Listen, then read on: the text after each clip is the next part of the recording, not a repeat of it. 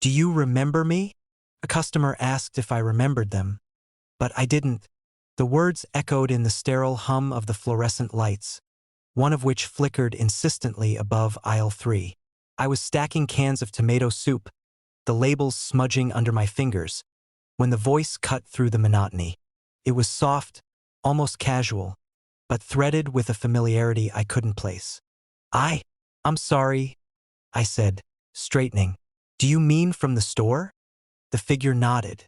Their eyes were a little too bright, too sharp, and they lingered on me in a way that made my skin crawl. The face was familiar, like a photo half-remembered, corners fraying, but the details were wrong. Their smile was off, too wide, too thin. I blinked, and it seemed to stretch, the corners twitching. "I thought you'd remember," they said. Their voice hummed low, like the buzz of the old neon sign outside. "I used to come here, a long time ago, before everything changed." I felt a tightness in my chest, a flicker of panic I couldn't identify. There was a ringing in my ears, faint, like the echo of a bell underwater. I shook my head. I really don't." They tilted their head, as though trying to read something buried behind my eyes. Then they stepped closer, and the air around us seemed to thicken, the smell of bleach and cold metal curdling into something sharper, almost metallic. I realized the floor beneath us wasn't quite right. The pattern of the linoleum tiles seemed to shift, subtle, almost imperceptible. The lights flickered harder, pulsing in time with my heartbeat. Shadows stretched along the shelves, bending where they shouldn't. I tried to tell myself it was just fatigue. The late shift, too much coffee, too many lonely hours staring at the same aisles. But something about the store had changed, even if the walls, the registers, the posters for lottery jackpots and energy drinks looked exactly the same. "I remember you," the customer said, and it wasn't a statement, it was a demand. "From the photos." I froze. "Photos?" I shook my head, trying to anchor myself. What photos?" They smiled again, and my stomach dropped. "The ones in the back," they said. "The ones with the old crew. You were there. Don't you remember?" I stepped back. My hands knocked a display of chips to the floor with a loud crash. The sound seemed amplified, reverberating against the walls like the store itself was exhaling. The cans rattled like chimes. I swallowed, tried to force my voice steady. There's nobody back there." "Check," they said softly, almost gently. "Look at the footage. Look at the frames." Against my better judgment, I walked toward the security monitor in the corner. The store's reflection in the black screen rippled oddly, like water. I reached out and pressed the button to cycle the cameras. The aisles shimmered, shelves appearing where they shouldn't, the fluorescent lights casting strange angles. Then I saw it. Me, or someone who looked exactly like me, standing behind the counter, except the uniform was different, older, stained with something dark I couldn't place. And the customer was there too, in the footage, leaning against a rack in the same flickering light. Only, the footage was old. Too old. My reflection in the screen's glass was me, but younger, thinner, a version I didn't remember being. "Do you see now?" the customer whispered. The store hummed louder, the lights pulsing, casting sharp white slices across the shelves. The air felt alive. I could almost hear the plastic wrappers breathing, the linoleum creaking under invisible feet. The shelves in aisle 5 shivered, shifting slightly, rearranging themselves as if nudged by some unseen hand. I rubbed my eyes. I don't remember any of this." "You should," they said. Their hand touched the glass of the monitor, leaving a smudge that smelled faintly of smoke and iron. "You were here before you changed." I stumbled back toward the counter, heart hammering, head pounding with images I couldn't place. A younger me laughing, stacking cans, talking to a man whose face was obscured in shadow. A voice I thought was my own, calling out, saying something I couldn't remember. And then a scream or laughter or maybe both. The sound from the footage bled into the hum of the lights, and I realized the store wasn't just watching me. It was remembering. "Do you remember your name?"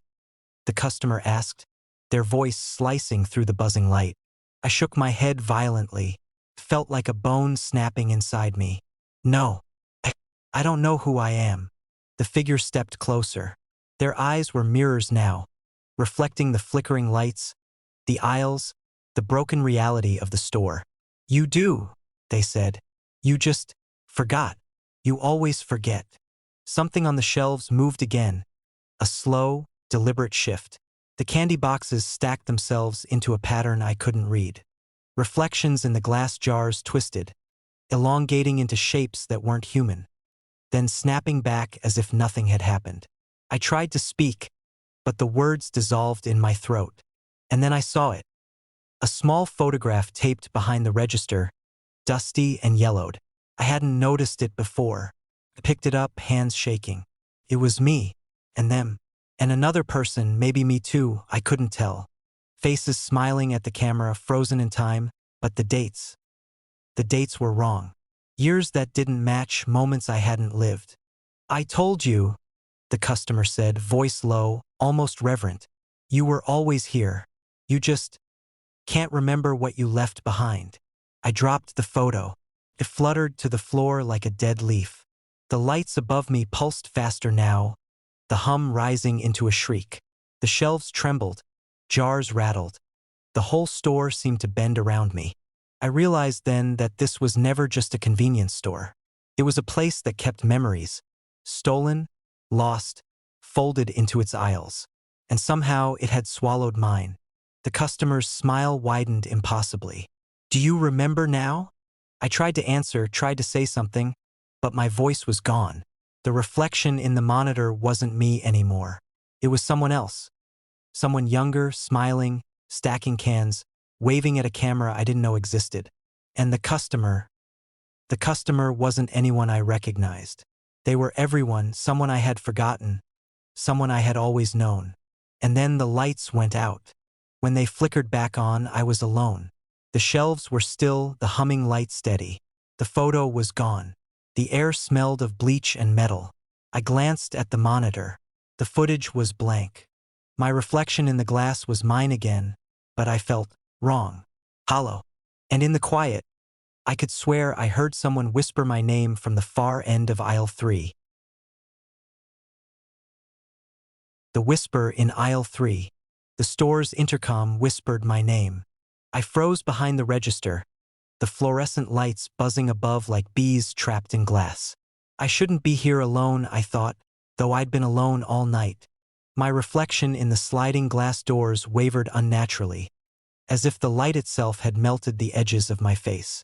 Michael, the voice murmured again, just a whisper, barely audible over the hum of the refrigeration units. I glanced around. The aisles were empty, the shelves neat and familiar, the candy wrappers lined up like obedient soldiers. Yet something felt off. I had worked here for 5 years. I knew every corner, every creak of the floorboards. And yet, the air seemed heavier tonight, charged with a static that pressed against my skin. Michael? It breathed again, elongated, stretching the vowels until they cracked. I jumped, my hand grazing the scanner. Hello, I called, voice small, swallowed by the silence. Nothing. Only the humming lights and the faint hiss of the soda cooler. I walked down aisle 3, the intercom crackling in response. Not a recording, I realized, but something alive. My name rolled through the speakers with the cadence of memory, dipping and rising as if it knew my heartbeat. I felt it in my chest. A tugging, insistent, familiar. The first time I had noticed the intercom behaving strangely was last week. It would murmur faint fragments, half my sentences, half my thoughts, echoing them back at me. I had chalked it up to fatigue, but tonight it was different. It was deliberate. Michael, it whispered again. This time, when I moved, the voice followed, not just across the store, but inside my mind. Every step I took was mirrored by a soft echo, a soft remember, buried inside the sibilant hiss. I rounded the corner by the snack aisle. For a moment, the shelves seemed to lean closer, stretching slightly, elongating the aisle I knew so well. The candy at the far end shimmered like heat rising from asphalt. Reflections warped. My reflection in the stainless steel fridge lagged behind me, A second Michael paused, watching. I swallowed hard.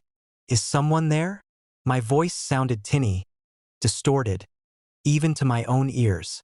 The intercom laughed softly, a dry, rattling sound, and my name was drawn out. Michael. I stopped. The store layout had subtly shifted.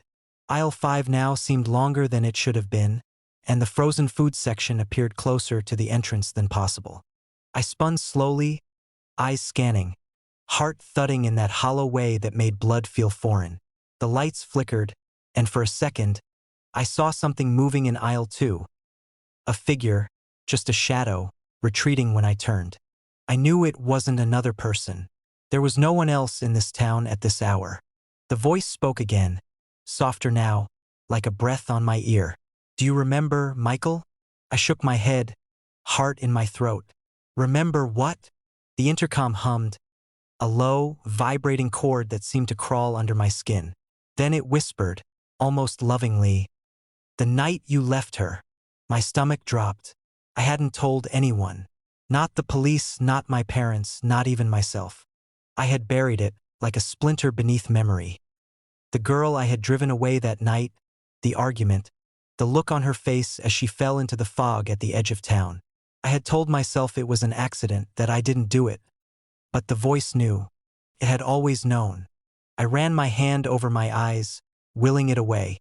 The lights pulsed, the hum of the intercom twisting into a pattern that mimicked my ragged breathing.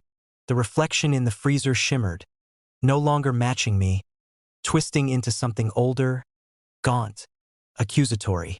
I stepped back, and the aisle stretched further, the shelves warping around me, as if the building itself were reshaping to trap me. Michael. The voice was no longer a whisper. It was layered, thick, multiple tones, my own, and another I couldn't place. It knew me, knew my regrets, my secrets, my sins. A sudden movement caught my eye in the mirrored surfaces along the wall.